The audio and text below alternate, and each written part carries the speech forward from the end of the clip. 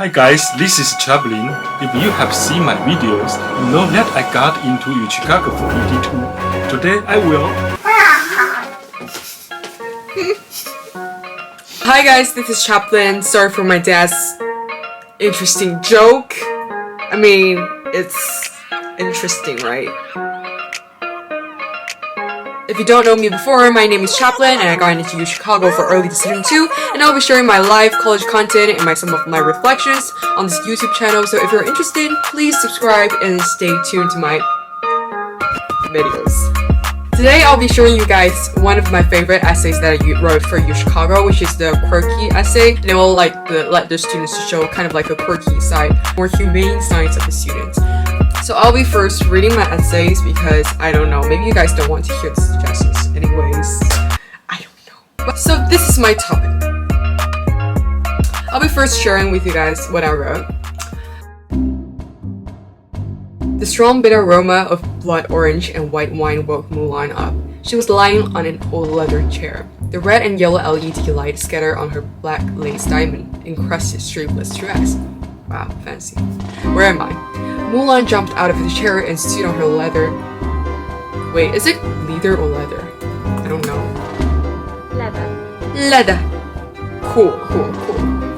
Mulan jumped out of the chair and stood on her leather high heels. She looked around for her military uniform and helmet. They had disappeared. She opened the window and looked out of the rusted frame. A big sign in front of the house read Moulin Rouge and sat next to a temple and water wheel. The building was constructed in a way she had never seen back in the Northern and Southern dynasty. It was about 7 p.m., and the winter wind swept across her shoulder as if for the very first time. Mulan shivered. I never wear so little. They say some birds in the morning catch the worm. Mulan turned around. It was a blonde woman in an emerald and lemon-colored crinoline skirt leaning against the door, smoking a lucky strike. Who are you? Mulan was ready to fight using her martial arts training, but the woman seemed to be harmless. Isn't that a Chinese saying? The early bird catches the worm? Surprisingly, Mulan realized that she was communicating in an entirely unfamiliar language. Oh, the Chinese. Always trying to make things way too complicated. The woman snuffed out a cigarette on the brown ceramic cylinder and turned around to leave. Feeling an urge to understand, Mulan followed the women to the pathway and walked to the massive hall. There was at least 100 people and 25 tables. On each table there were glasses and silver cutlery flickering under the Tiffany-styled lamps. Right next to Mulan was a beauty. The sexily dressed woman with shiny red lips was sitting on a man, murmuring and laughing. The woman wore a diamond necklace, and a diamond bracelet, and a pair of diamond earrings. As the woman pretentiously pulled up her dress and showed off the underwear on her shiny, chubby leg, Mulan instinctively hid her face. She realized what was happening. This is a qinglo. No, it's one worse than a qinglo. Mulan blushed. So qinglo is like the brothel in Chinese. I use a lot of Chinese word because I feel like this is really related to the Chinese character Mulan. Okay, where's my family? Did someone spot my life acting as a boy and send me here? Mulan walked downstairs. The woman sat by the bar, so she followed. The guard, Tommy. I have this Tommy because I argued with my friend called Tommy a few weeks ago, so that I just use him in my story. Anyways, I'm blah blah. The guard Tommy made Mulan a lemon drop and stood by the bar. How are you doing, girl? Everything alright? In China, if a man saw her in such little clothing, they would yell at her or even imprison her for being a shameless slut. But not this man. I really like this sentence. Oh my god. Can I get some clothes? I don't even know why I'm here. Mulan held the lemon drop in an upright manner as if she was holding a bow and arrow. She had never held something so cold. Tommy took a deep sigh and smoked his cigarette. Listen, every day I have girls like you say that and want to give up. But this is life, okay? Everyone needs to fucking work in order to get paid. Now be a good can-can girl. It's basically like a whore but dance. A can-can girl, Mulan struck the table and shouted. But I'm saying that I don't even know why I'm here. If there was a sword, Mulan probably would be pointing it at Tommy right now. The massive hat on her head exhausted her a bit. It might be a good tool for training. How can I get out of here? Tommy did not know whether Mulan was crazy or not, but he knew one thing for sure. As long as she could work, he did not care. Let me guide you. See that man? Duke Henry. A guy who can give you an inexhaustible number of diamonds. If you get him tonight and let him fall in love, you can just leave and get a fucking good life. Excuse me? I've seen enough of you women trying to fake being as naive and pure as possible, but we're living in a material world. Because we are living in a material world, and I am a material girl. Ear splitting, Balmu said. Actually, I don't know what this word. I just try to find music that is correlated to that period of time. Laughter filled the room, as if this ignorant, panicking Asian woman did not exist at all. Now go and give me a good show. Duke Henry was a 50 or so guy in a tuxedo, with red slicked hair, a red beard, and a gigantic belly. He spotted Mulan right away. Mulan was startled. She had never seen such greed and emptiness in a person's eyes, like a Chinese stone lion ready to eat you. But the man was approaching Mulan, his camellia cologne slowly permeating into her hair. 一个死狗. This is kind of like a old ancient Chinese wording to kind of say things like fuck you. Mulan pushed Duke Henry aside and ran upstairs. She sat by a silky scarlet sofa and her tears would not stop falling. Well, my life shifted from temporary war to prostitution. Yet did not feel like much of a change. In China, Mulan had to fight because all families in China have to contribute to the war effort, so she fought. And now in this weird place, it seemed that everyone had to do something to survive. So, women sell their bodies. Maybe it was still the same thing. She was still in the span of the years, and could not choose for herself. She lit up a cigarette. Suddenly, a man held her from the back. Camilla Cologne. What are you doing? Mulan screamed and intuitively headbutted the man from the back. Duke Henry was pushed to the ground and shocked by Mulan's strength and resistance. Didn't you say, let's go? You know, let's go? 一个死狗. Like, it's... I think that was so cool. I thought I was a genius when I actually wrote that part. Anyways.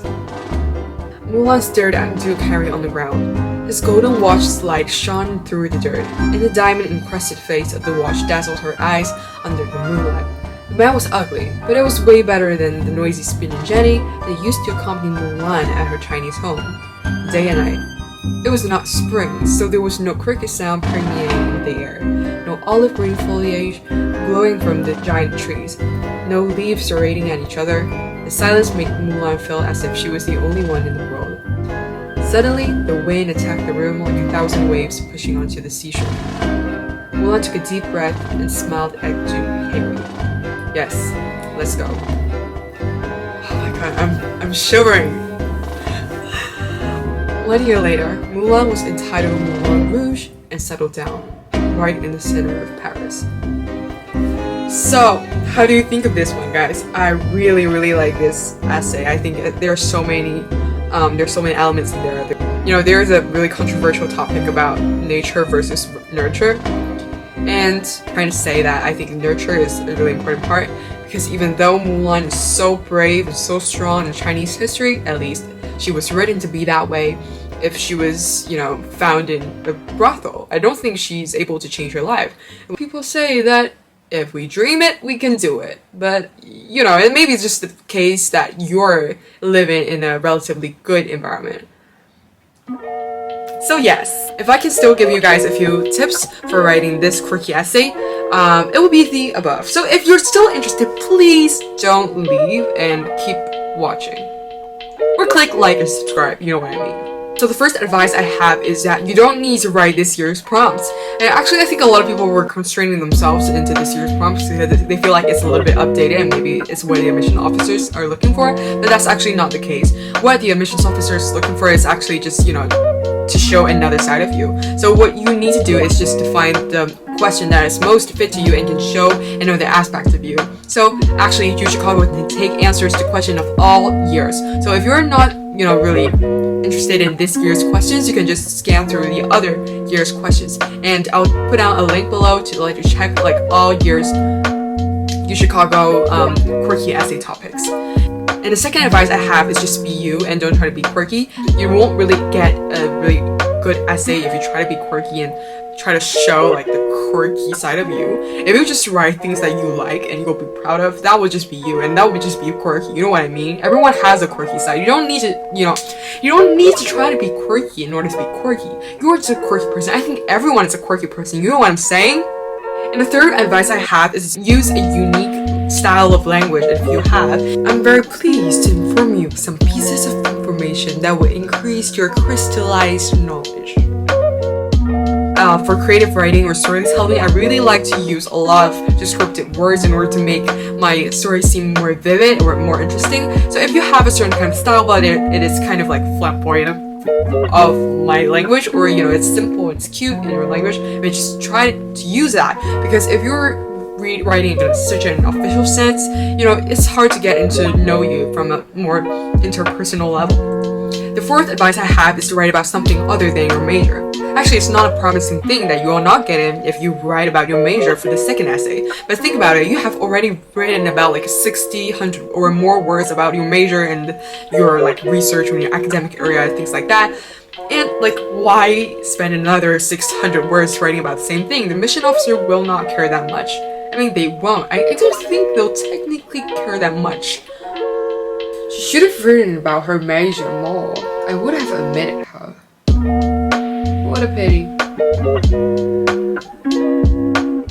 And the fifth advice I have is to let your friends, teachers, families read it. I betcha, I really think that will help you to direct the ways. At first, I have this Mulan brothel essay, and I really liked the topic, but when I first wrote or finished it, like for the first draft, I'm not really that satisfied with it, because at first I let Mulan just to fight her way out of the brothel, but I think that's like so not interesting. So I let my friends, my teachers, especially my literature teacher, Mr. Waver, I love him. I let my teachers read my essay, and they give me a lot of feedbacks, like as readers, how would they think of this essay, and I think that was so helpful, and it changed a lot of content based on my friends' suggestions. Yes. Hi guys, what do you think of my essay? I love it. It's too long.